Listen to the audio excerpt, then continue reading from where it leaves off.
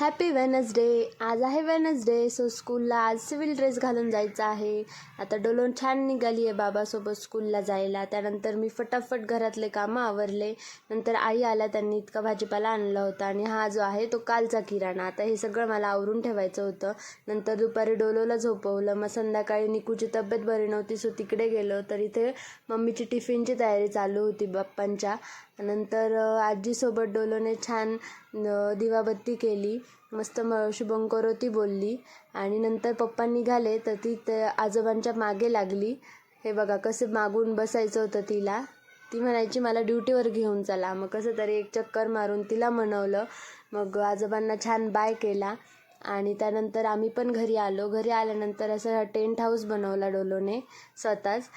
इतका छान tent house होता, पण मी तिला म्हटलं पसारा करू नको, तर ती रुसून बसली आणि त्यानंतर त्याच्या खाली असं झोपायचं नाटक करत होती की मी इथेच राहणार आहे, इथेच झोपणार आहे. त्यानंतर डोलोची एक फ्रेंड आली.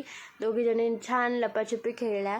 डोलोला सध्या लपाछपी खेळायला खूपच आवडतं आहे, तर तिथे खेळती. त्यानंतर आम्ही छान जेवण केलं. डोलोचे बाबा आले, डोलोला छान छान औषधं दिली आणि असं